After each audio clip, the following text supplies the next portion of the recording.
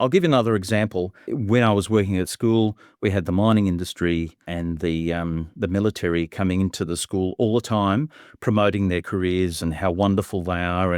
But never once did I see an agriculture industry group come into the school to promote their industries. So I think we've really got to bridge the gap between industry and schools somehow, and really get people to think about what is happening out there today.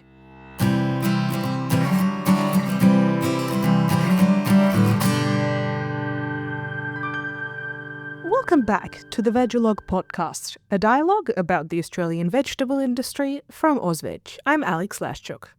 Workforce shortages continue to remain a major challenge in horticulture, with the 2024 AUSVEG Industry Sentiment Report showing 46% of growers are struggling to fill skilled and semi-skilled roles. Our guest, Luciano Mesiti, CEO of the Primary Industries Education Foundation Australia, is working to address this challenge by promoting food and fibre education in schools nationwide. With a strong background in curriculum development and deep connections across Australia's education systems, Luciano is passionate about opening students' eyes to the real-world career opportunities in horticulture. Join us as Luciano shares how better engagement with young people can help build the future horticulture workforce and what the industry can do to support it.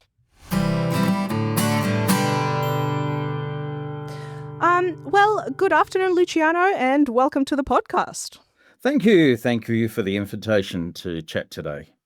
Please tell us more about Primary Industries Education Foundation Australia, or PIEFA, and the role it plays particularly in attracting students to pursuing a career in primary industries.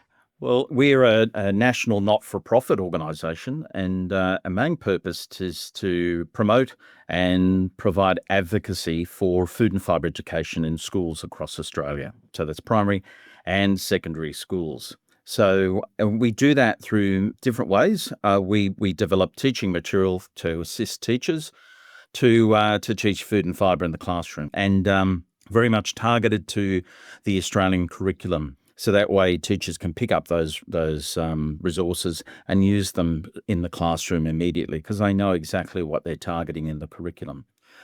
So we have a couple of websites that we utilise to share this with. We have primezone.edu.au and primezoneacademy.edu.au, which predominantly have all our resources. PrimeZone downloadable for teachers. There's teacher guides and student guides, and then PrimeZone Academy is a course platform where students can do course content if they're in the classroom or they're at home in a remote situation.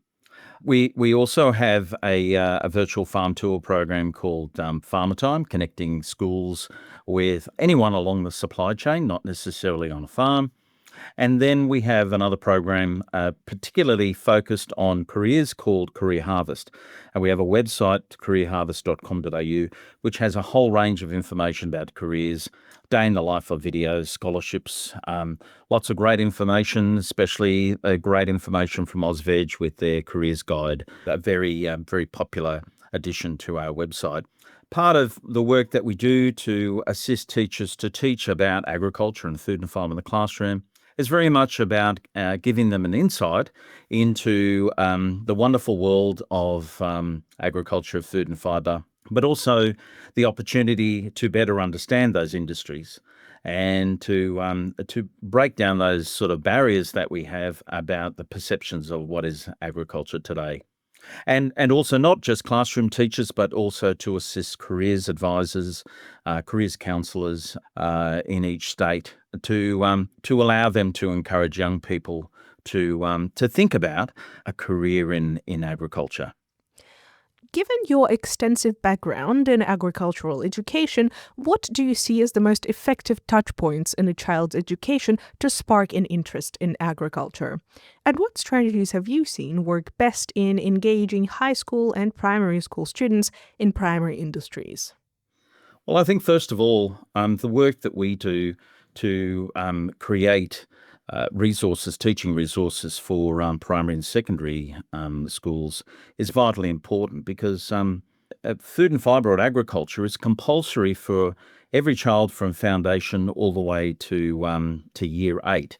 And year 9 and 10, 11 and 12 are effectively electives within each state. But from foundation to or kindergarten or prep, whatever it's called in each state, to year 8, every child has to do something about agriculture. And one of the things we've noticed is that teachers lack confidence to teach that content. So therefore, a lot of young kids are missing out because they may not get that content from their teacher. And our job is to provide resourcing and support in terms of teaching material. And one of the other things that we offer in Primary Industries Education Foundation is professional development for teachers.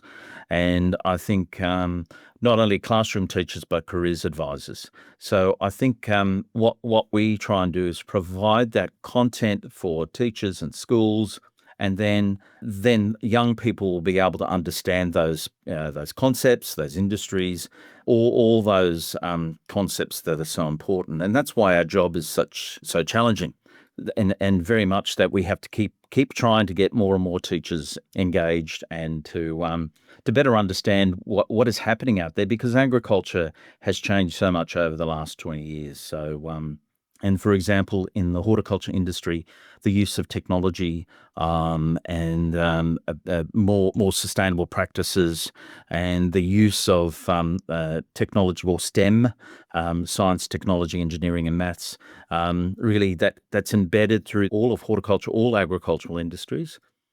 We need to tell that story, and it's a story that's not getting out there because there's a whole perception that that agriculture is a bit old-fashioned. But in regards to my approach as a formal teacher, and look, there's some fantastic teachers across Australia doing amazing things, and there's great programs and the like. So my approach when I was teaching was to really to reinforce the fact that a lot of agriculture is hands-on. So getting kids to do stuff, to grow plants, to raise animals, but not just that, but to transform that product into something that turns into the product that lands on the plate. So very much so, my approach is very paddock to plate, or farm to fabric. So really allowing young people to have hands-on experiences. And, that involves a lot of risk for the teacher and the student. And that's why we need to provide teachers with further confidence to do this. So I think making agriculture hands-on is really important. And what that means is to be able to provide schools with an opportunity to take kids on excursions, to see agriculture, food and fibre in action, incursions, getting industry to come into schools to demonstrate what is happening in the world today in agriculture and food and fibre. I think what's important is that we give those opportunities, and if you're doing that, then you give young people with the realities of what's actually happening. The problem we face today is that there aren't as many opportunities to go to properties or businesses, whether it's to do with biosecurity, whether it's to do with IP. So there's some barriers there that we have, but I think excursions are really important. If we can't go to the industry, then the industry needs to come to us. And, I think for us, we can broker that connection between schools and industry and create, we'd love to be able to create more programs to connect industry with schools. And that's where our strengths lie. The 2024 AUSVEG Industry Sentiment Report highlights that 46% of growers are experiencing workforce shortages, which span both skilled and semi-skilled roles, including agronomists, machine operators, and farmhands. Given these challenges, what do you see as the biggest barriers to attracting and retaining a skilled and semi-skilled workforce in agriculture, and what solutions could help address them? So in terms of attraction, so we've done some research. We've asked young people, predominantly late primary all the way through high school. We've asked them about their perceptions, their understanding and knowledge about agriculture and food and fibre industries. And the perception is that they are poorly paid, there are poor work conditions, and that the expectation is that if you're going to work in agriculture, you have to work on a farm, which generally is far away from an urban area, and majority of young people live in urban areas. the perception is that agriculture equals farming, but also agriculture is all about an old man on a tractor ploughing up the land, destroying the landscape, and not really doing anything positive for the environment. So in terms of attraction, I think that's part of the sort of mindset that young people, parents have a huge influence on young people's decisions on their careers. So there's a lot about that. There's a lot about what the media perception and the images that media has in terms of careers in agriculture. Retention of staff is something that I guess part of that is the conditions of work. We still do know that there's quite a large statistic there with workplace accidents on farms, and I think there's a whole perception that once you're in a job in agriculture, that you don't have the capability of moving up or developing your skills. So I think in terms of alleviating these sort of issues, I guess it's very much what I've just been speaking about in terms of really breaking down the barriers and providing young people, community in general, really, about a modern perception of what is happening in the wonderful world of agriculture and food and fibre industries. So it's sort of like somehow we've got to make agriculture sexy again. I think we need to start really early with young people, like I said, their perceptions, and really open up the ability for industry to go into schools. I'll give you another example. So my background is I grew up on a vegetable and cut flower farm in northwest Sydney. I went off to university, did a horticulture degree and a few other degrees in agriculture. And I then was a high school teacher teaching agriculture. When I was working at school, we had the mining industry and the military coming into the school all the time, promoting their careers and how wonderful they are. But never once did I see an agriculture industry group come into the school to promote their industries. So I think we've really got to bridge the gap between industry and schools somehow, and really get people to think about what is happening out there today. Many young people may not see agriculture as a viable or attractive or even sexy, as you say, career path. And our AUSVEG survey shows that attracting students into horticulture specifically is even harder. How can we change the narrative and make the industry more appealing? This is a great question. Now, my background is in horticulture. And I have to say, my first love has always been plants and plant industry. I worked at a nursery, cut flower farms, vegetable farms, and absolutely loved it because maybe it's just me, but I love plants.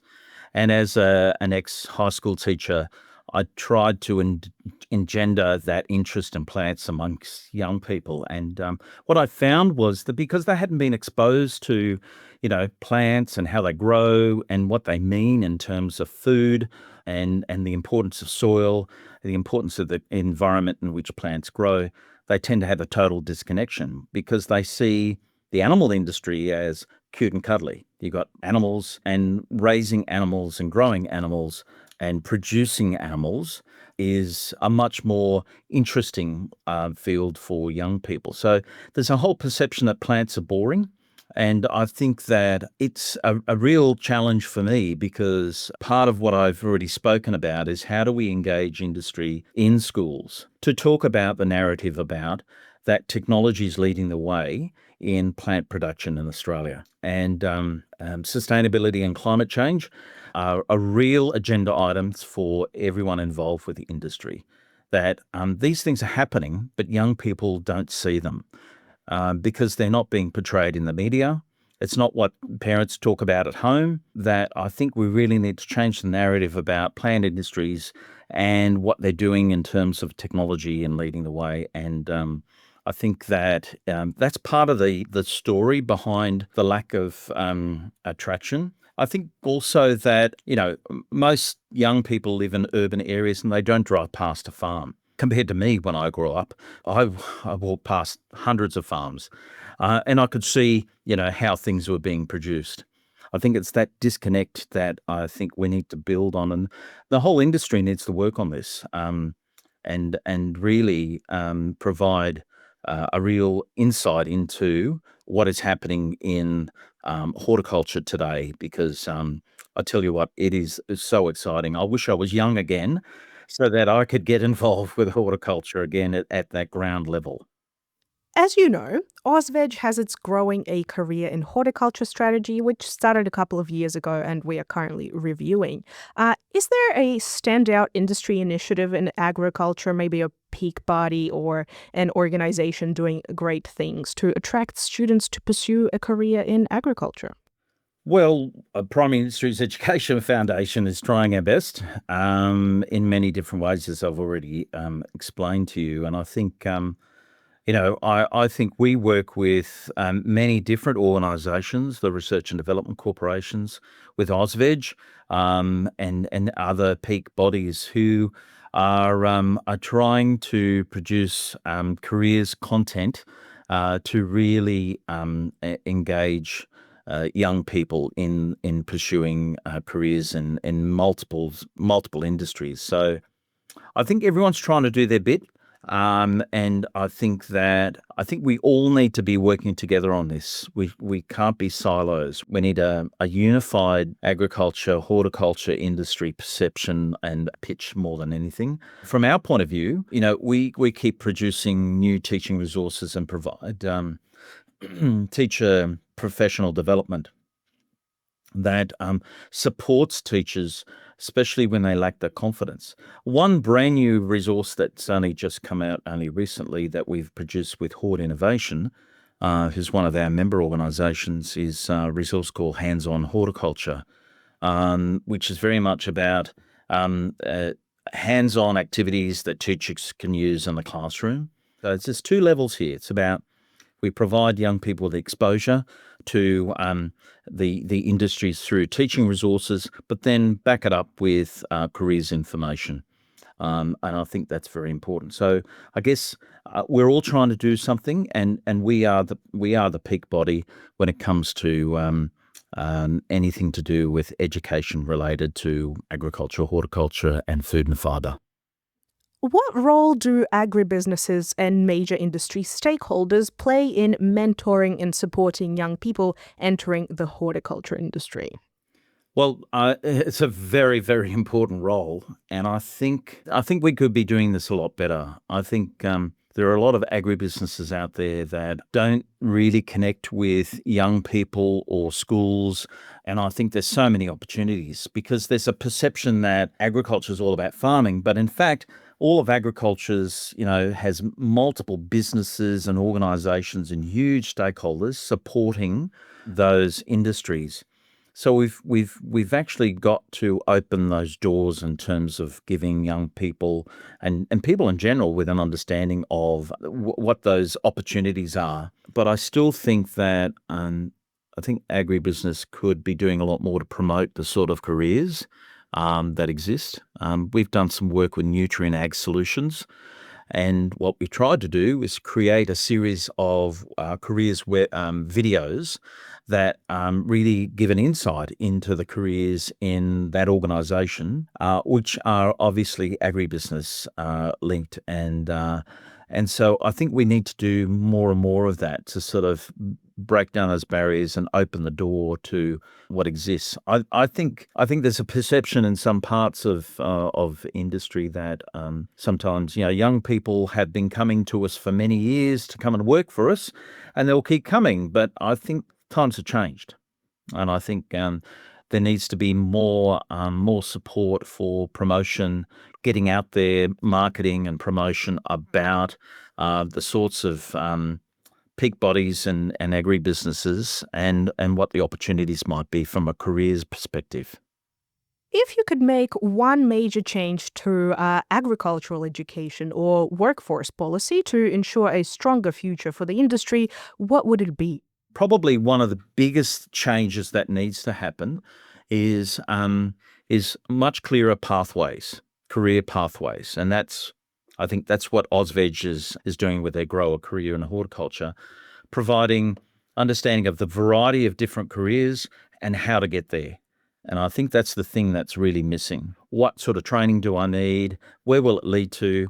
And what salary will I get? And the career pathways beyond that particular career. So I think very much what we try and do with Career Harvest is have all that information there. But if we're not getting that information from industry and government in a very clear way, then we're not able to build that content. So we really need that pathway information to be as clear as a bell.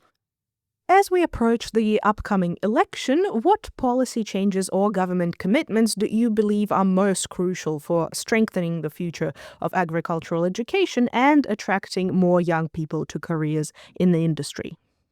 Well, I think that all industries need to take, need to have education as a clear strategic item in their operations, so that the education of young people and working with young people to better support an understanding of the wonderful world of agriculture and food and fibre is really important here. So investing in organisations like myself, with PIEFA and other organisations that work closely with schools. There are lots of organisations out there doing wonderful things as well. In terms of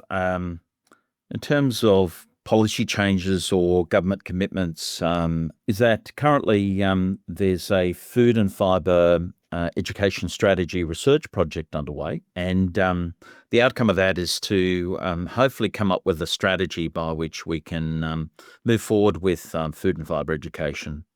And I guess what's important in that is the outcome of that research project will lead to an improvement in the way that we engage with industry and schools. So that's going to be crucial to the strengthening of food and fibre education and attracting interest amongst young people.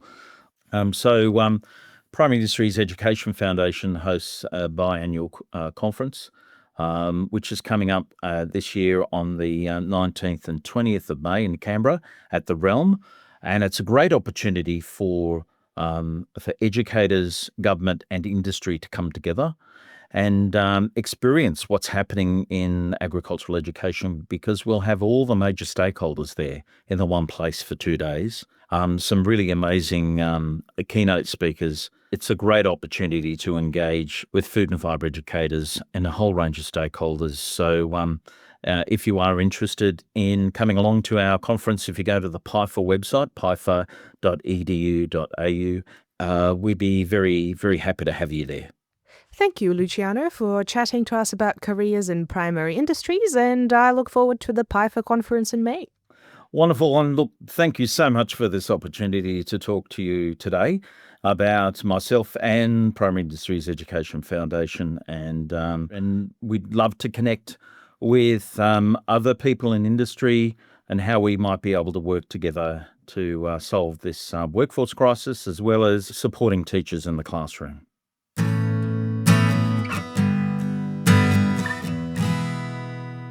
You've been listening to the Vegalogue podcast. Don't forget to subscribe and give the podcast a rating and review to help others find us. Vegalogue is produced by AUSVEG, the peak industry body for Australian vegetable, potato and onion growers. You can find more news and information from AUSVEG at ausveg.com.au, on our social media channels, or in the Australian Grower magazine. Thank you for listening.